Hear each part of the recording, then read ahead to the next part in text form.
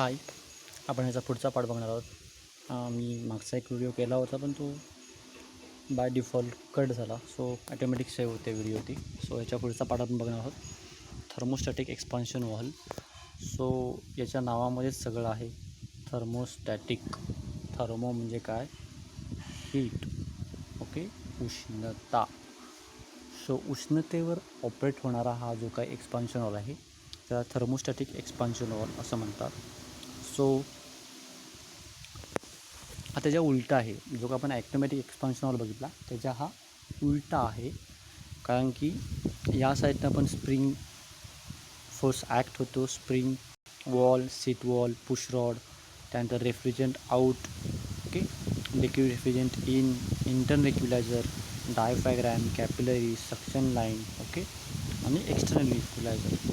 So याच्यामध्ये काय आहे की हा इंटर्नल इक्विलायझर आणि एक्सटर्नल इक्विलायझर हे थोड्या वेळासाठी तुम्ही आता बाजूला ठेवा आणि आपण याची वर्किंग बघू आणि मग इंटर्नली आणि एक्सटर्नली हे काय आहे ते बघूया. ओके, सो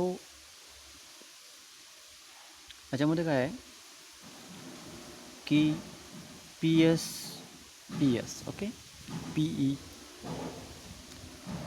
तर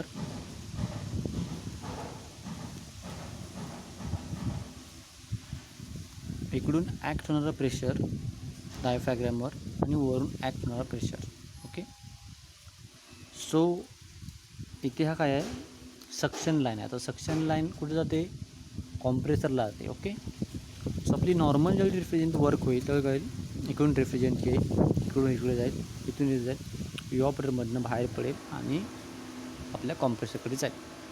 ओके, पण आता ज्यावेळी इथे काय होईल की इथे लोड वाढेल. ओके, लोड वाढल्यामुळं काय होईल की इथलं जो काही रेफ्रिजरंट आहे तो पटापट इव्हॅपोरेट व्हायला होईल. आता इव्हॅपोरेट म्हणजे किंवा बॉईल व्हायला स्टार्ट होईल. बॉईल व्हायला स्टार्ट झाल्यामुळे काय होईल की इथली हीट वाढेल. ओके ओके इथली काय होईल? हीट वाढेल. आता इथली हीट वाढली म्हणजे ती इथली पण हीट वाढली. सो इथं जो काही फिलर बल्ब दिलेला आहे तो काय करेल? टेम्परेचर चेंज करेल. आता टेम्परेचर आणि प्रेशर हे काय आहेत? एकमेकाच्या समान पातळीमध्ये वाढतात. जेव्हा टेम्परेचर जास्त असेल त्यावेळी प्रेशर पण काय असतं? जास्त असतं. सो इथं टेम्परेचर जास्त झालं म्हणजे इकडं ॲक्ट होणारा प्रेशर पण काय असेल? जास्त असेल. ओके, सो प्रेशर जास्त असल्यामुळे काय होईल की हा वरचा जो काही डायफ्रॅग्राम हा दिसतो तो काय होईल? असा खाली दबला जाईल. ओके, खाली दबल्यामुळे काय होईल की इकडून काय होईल? जो काही रेफ्रिजरंट येतो आहे त्याचा जाण्याचा जो काही मार्ग असेल किंवा क्वांटिटी असेल ती जास्त प्रमाणामध्ये आतमध्ये जाईल. ओके, जास्त प्रमाणामध्ये आतमध्ये जाईल. आता त्याच्यामुळे काय होईल की इथलं टेम्परेचर परत काय होईल की नॉर्मल होईल. फिलर बल्बला परत टेम्परेचर सेन्स होईल की नॉर्मल प्रेशर सेन्स झालं आहे. मग इथून ॲक्ट होणारा प्रेशर काय होईल की कमी होईल. त्यामुळं खालचं प्रेशर काय होईल? वाढेल. ओके, सो डायफ्रॅग्राम मात्र परत हा असा वरवर जाईल. इथून जाणारा रेफ्रिजरंट परत नॉर्मल कंडिशनला जेवढा रिक्वायर्ड आहे त्यानुसार. सो अशा पद्धतीने हा थर्मोस्टॅटिक एक्सपान्शन वॉल ॲक्ट होतो. तो टेम्परेचर सेन्सरवर नुसार म्हणजे हा जो काही हा फिलर बल्ब दिला आहे तो टेम्परेचर सेन्सर एक प्रकारचा. टेम्परेचर सेन्स करेल की सक्शन लाईनला टेम्परेचर वाढलं म्हणजे तिथे आतमध्ये काहीतरी लोड वाढला. तो जर परत पूर्ववत करायचा असेल तर इथून जे काही जाणार लिक्विड लाईन आहे रेफ्रिजरंट तो मेंटेन ठेवावा लागेल. तो मेंटेन झाला की परत फिलर बल्ब काय करेल? परत टेम्परेचर चेंज करेल की आता परत नॉर्मल झाला आहे आणि परत तो प्रेशर कमी झालेलं खालचं प्रेशर ॲक्ट होईल जास्त, ॲटोमॅटिक वर जाईल. ओके, सो अशा पद्धतीने हा थर्मोस्टॅटिक एक्सपान्शन वॉल वर्क होतो. आता इंटर्नल इक्विलायझर आणि एक्सटर्नल इक्विलायझर हे तुम्हाला दिलेलं आहे. इंटर्नल इक्विलायझर आणि एक्सटर्नल इक्विलायझर त्याचे तुम्हाला 2 डायग्राम दिसतील. ओके, सो इंटर्नल इक्विलायझर आणि एक्सटर्नल इक्विलायझर याच्यामध्ये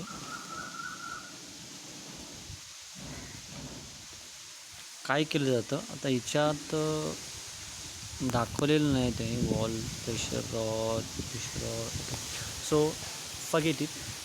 मला काय सांगायचं याच्यामध्ये तर जो काही प्रेशर बल्बचं टेम्परेचर आहे ते इक्वल टू इंटर्नल म्हणजे inlet of evaporator. Inlet of evaporator pressure is equal to capillary bulb filler bulb temperature. हे कंडिशन ज्यावेळी असेल त्याला इंटरनल इक्विलायझर म्हणतात. कारण की इंटरनल शब्द का वापरला आहे, कारण की हा आतलं काय करतो, प्रेशर चेंज करतो कुठलं, इव्हॅपोरेटरच्या इनलेटला जाणारं. आणि त्या दोघांची कंडिशन ज्यावेळी प्रॉपर असेल तर तो इनलेट टाईप ऑपरेट होईल. आणि ज्यावेळी आउटलेट एक्सटर्नल इक्विलायझर म्हटलं आहे, त्याचं कारण इथं म्हटलं बघा, outlet evaporator outlet pressure. Okay outlet evaporator pressure म्हणजे जे काही बाहेरचं प्रेशर आहे ते बरोबर जे काही फिलर बल्ब टेम्परेचर असेल ते, त्याला एक्सटर्नल इक्विलायझर टाईप एक्सपान्शन हॉल म्हणतात. ओके, आता स्टँडर्ड जे काही थर्मोस्टॅटिक एक्सपान्शन डिव्हाइस आहेत ते इंटरनली इक्विलायझरवर डिझाईन केलेले असतात. Okay,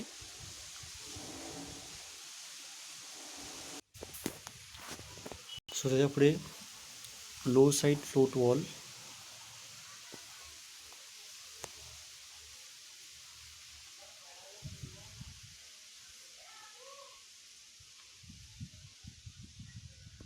okay, so low side float valve नावामध्येच म्हटलं आहे लो साईड.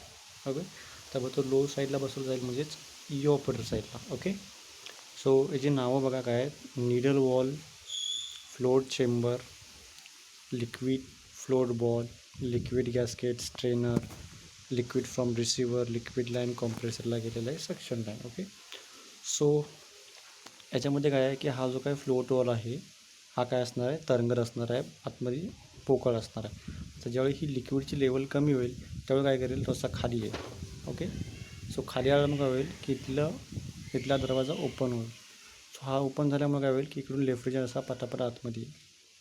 ओके, आता इथलं रेफ्रिजरेशन कधी कमी होईल तर हा असा इव्हॅपोरेटरला जॉईंट असणार आहे. ओके, सो इव्हॅपोरेटरमध्ये काय होईल की हीट वाढेल. इथं हीट वाढल्यामुळे काय होईल की इथलं पटापट इव्हॅपोरेट होत जाईल. इव्हॅपोरेट झाल्यामुळे इथलं रेफ्रिजरेशन पटापट आत येत जाईल. ओके, त्यात झाल्यामुळं तेवढ्या वेळेपुरतं होत जाईल. परत इथली उष्णता वाढलेली असेल त्यामुळे काय होईल की रेफ्रिजरेशन इथलं खाली आल्यामुळे इथली लेवल कमी होईल. टेबल कमी झाल्यावर तिथला फ्लोट असेल तो खाली येईल. फ्लोट खाली झाल्यामुळे काय होईल, परत इथून इथली काय जाईल पातळी परत मेंटेन ठेवली जाईल. सो अशा पद्धतीने हा फ्लोट वॉल जो लो साईड फ्लोट वॉल आहे तो वर्क होतो. ओके, सो पुढच्या डायग्राममध्ये तुम्ही बघाल की एक्झॅक्ट हा इथून रिसिवर आहे तो कॉम्प्रेसरला गेला आहे, तो तिथून नाही, तो वेगळा असतो. दाखवताना तुम्हाला फक्त दाखवलेला आहे इथे बघा. Okay, high pressure vapour, high pressure liquid, low pressure liquid, low pressure vapour. Okay, so आपला हा कॉम्प्रेसर दिसतो आहे. कॉम्प्रेसरकडून काय झालं आहे,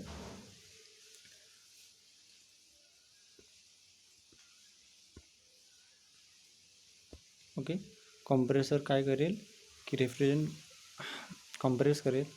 त्यानंतर तुम्हाला इथे डिस्चार्ज प्रेशर दिसेल, तर गेज असेल तर तिथून तो कंडेन्सरकडे जाईल आणि म्हणून याचा कलर इथे दिसतो आहे, हा हाय प्रेशरचा आहे म्हणून इथे आपल्याला हाय प्रेशर मिळेल. ओके, त्यानंतर हाय प्रेशर लिक्विड. ओके, म्हणून मी म्हणतो की प्रत्येक बुकमध्ये वेगवेगळं असतं. आफ्टर कंडेन्सर हा वेपर फॉर्ममध्ये होता, इथं बघितलं तुम्हाला इथपर्यंत वेपर फॉर्ममध्ये आहे, नंतर ते लिक्विड फॉर्ममध्ये झाले. Okay, liquid. सो कंडेन्सर नंतर लिक्विड होणार आहे, जो इथे असेल तो लिक्विड. ओके, सो लिक्विड नंतर इथे रिसिवर दिसते तुम्हाला, रिसिवरपर्यंत काय आहे, हाय प्रेशर आहे. ओके, त्यानंतर लो प्रेशर साईड लिक्विड. आता हे कुठे चेंज झालं आहे, आफ्टर एक्सपान्शन हॉल इथे. Okay, after expansion hall low side म्हणून त्याचा कलर चेंज झाला बघा. आता इथे तुम्हाला समजेल की काय होतं आहे ते.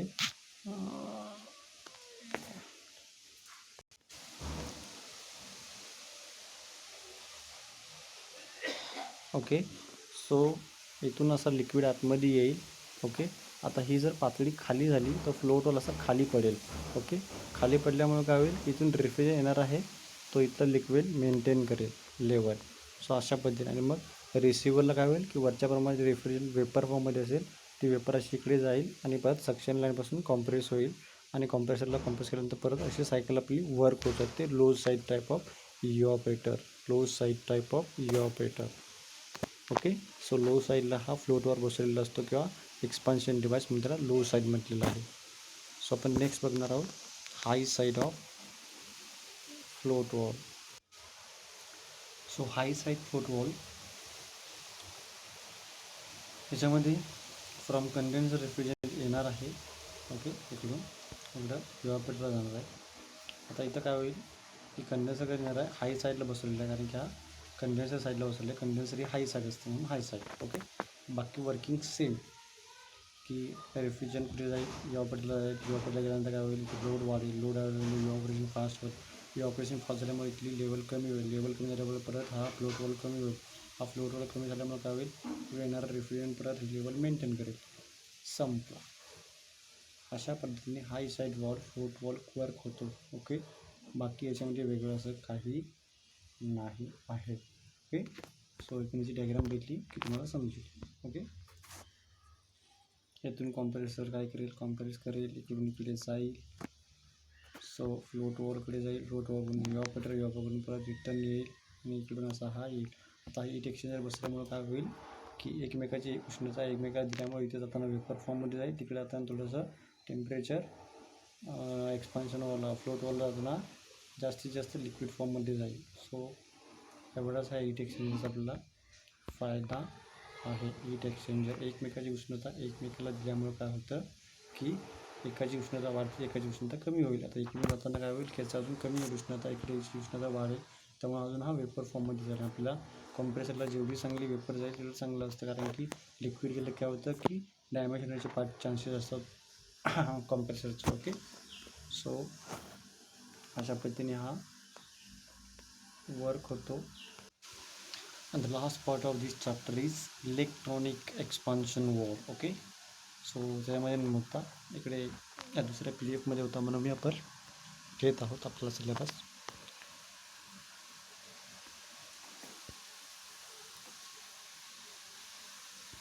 ओके, सो वेगळं काही नाही याच्यामध्ये की एक निडल वॉल किंवा ओरी पीस असतो इथे. ओके, जो रेफ्रिजरेंट आत येण्यासाठी. आता हे आत येणं कशावर डिपेंड आहे. सो हा इथे आपला इव्हॅपोरेटर आहे, इथे थर्मिस्टर आहे, इथे अप्लाइड व्होल्टेज आहे आणि हा हीटर आहे. आता हा थर्मिस्टर काय करेल, इथं जर टेम्परेचर त्याला जास्त सेन्स झाला तर तो इथून काय करतो की तर रेजिस्टन्स कमी होतो. ओके, जेव्हा टेम्परेचर जास्त होईल तेव्हा रेजिस्टन्स कमी होईल. जेव्हा रेजिस्टन्स कमी असेल त्यावेळी इथून काय होईल की ते सप्लाय व्होल्टेज जास्त जाईल. ओके, आता सप्लाय व्होल्टेज जास्त केल्यामुळे काय होतं की इथला जो काही ओव्हरी पीस असेल किंवा निडल वॉल असेल तो ओपन होतो जास्त प्रमाणामध्ये आणि इथून आपलं जास्त प्रमाणामध्ये रेफ्रिजरेंट पाठवलं जातं. आता इथं टेम्परेचर जास्त कशामुळे चेंज झालं, कारण की ते इव्हॅपोरेटरमध्ये काय झालं, कुठेतरी लोड वाढला. ओके, सो इथून रेफ्रिजरेंट जास्त प्रमाणात बाहेर पडतो आणि इथले कंडिशन परत ॲज इट इज केली जाते.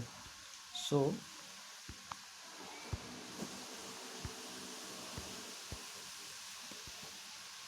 जर इथलं रेफ्रिजरेंट परत उष्णता कमी झाली काय होईल की इथला रेजिस्टन्स वाढेल. रेजिस्टन्स वाढल्यामुळे काय होईल की परत इथून जाणारा करंट आहे तो कमी होईल. करंट कमी झाल्यामुळे इथला ओपनिंग कमी होईल. ओके, ओपनिंग कमी झाल्यामुळे इथून परत नॉर्मल अमाऊंटमध्ये रेफ्रिजरेंट पाठवलं जाईल. ओके, सो अशा पद्धतीने हा इलेक्ट्रॉनिक एक्सपान्शन वॉल वर्क होतो. ओके, पुन्हा एकदा सांगतो समजलं नसेल तर की इथून रेफ्रिजरेंट असा होत जाणार आहे. ज्यावेळी इथं रेफ्रिजरेंटची उष्णता वाढलेली असा सेन्स करेल thermistor.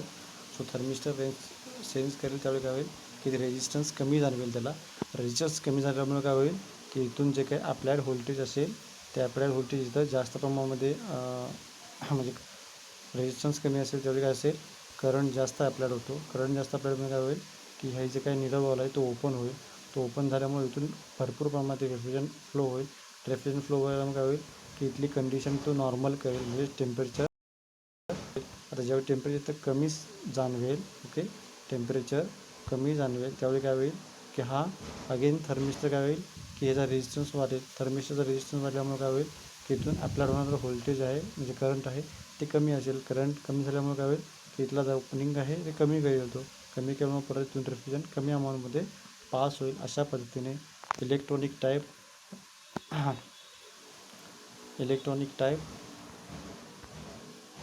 Okay expansion wall work होतो. सो अशा पद्धतीने आपला हा चॅप्टर संपत आहे. हे काही क्वेश्चन आहेत कंडेन्सरवर सॉरी एक्सपान्शन वॉलवर, सो सॉल्व करायचे आहेत तुम्ही.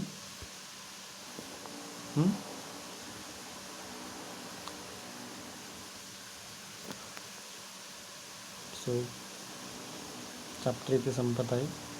बेस्ट लक.